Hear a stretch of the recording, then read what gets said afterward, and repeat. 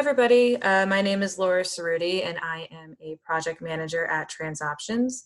I work on the Street Smart Pedestrian Safety Campaign at TransOptions, which focuses on safe walking and driving behaviors. And today I'm going to be talking about some reminders for safe driving during COVID-19.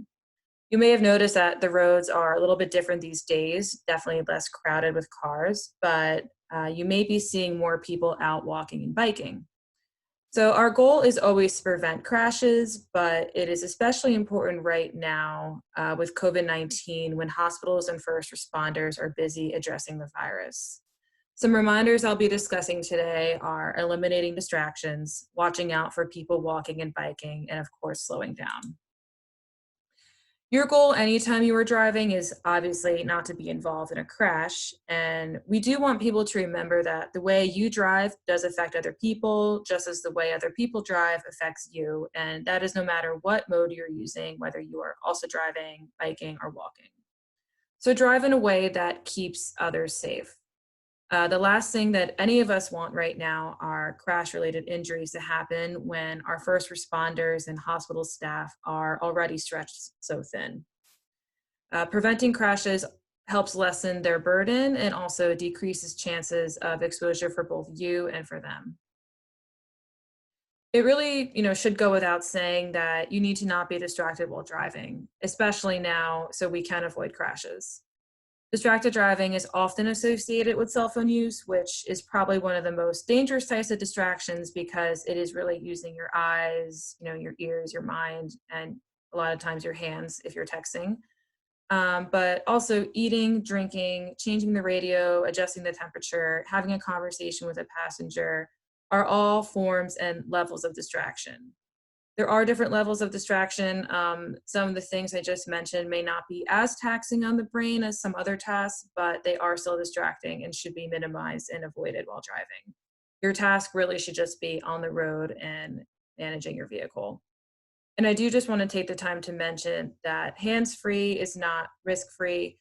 Talking through your car's Bluetooth system or through a system like Apple CarPlay is still a cognitive distraction, and studies have shown that talking hands-free is no safer. And to put it all into perspective, a study from the AAA Foundation found that taking your eyes off the road for just 2 seconds doubles your chance of having or being involved in a crash. Okay, so there are less people driving on the roads, but you may be seeing more people walking and biking. And these may be people who may not really be used to outdoor exercise. Many of these people may be those regular gym goers that are finding other ways to get in their exercise, so they're turning to the streets and sidewalks. And people just might not be used to the rules of the road or the laws as pedestrians or bike riders. So when driving around bikes, give bike riders 3 to 4 feet when passing them. So I guess social distancing has always been the cool thing to do between bike riders and drivers. And then when driving around pedestrians, stop for pedestrians at both marked and unmarked crosswalks. So any quarter is considered a crosswalk. And then at signalized intersections, so intersections which are directed or controlled by a traffic light or signal, pedestrians should be following the walk and do not walk signals. But again, they might not be the most savvy road users at this point or might not just be aware, and you might see them crossing at inappropriate times. But either way, give them the right of way. They can be more easily injured in a crash. Pedestrians and also bike riders do not have the safety protections like someone in a car has, such as seat belts or airbags. And my final point is slow down, which brings me to my next slide.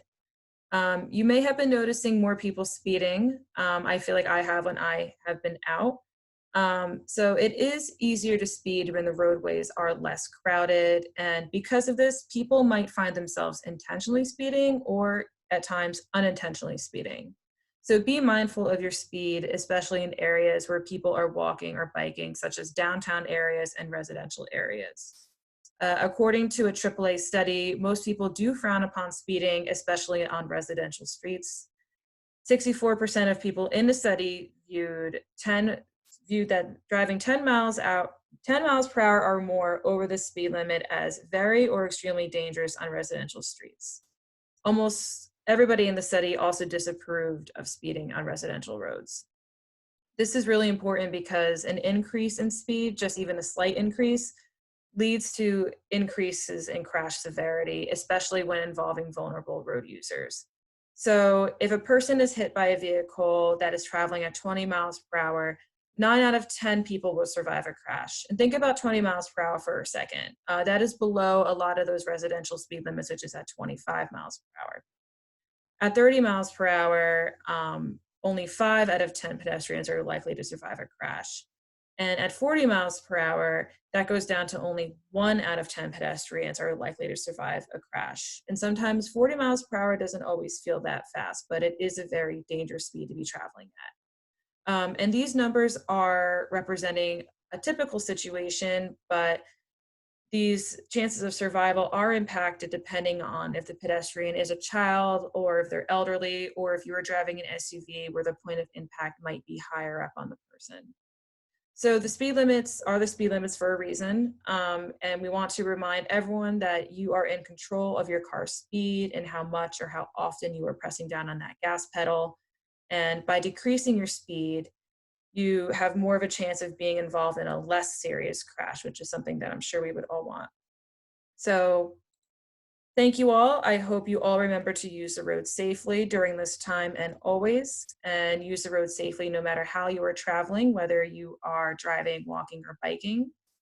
Please be mindful of your driving habits and drive in a manner that helps prevent crashes, especially when we are all dealing with COVID-19. I've included my email on the slide, so please feel free to reach out to me with any questions. Thank you all again. Be safe and stay well.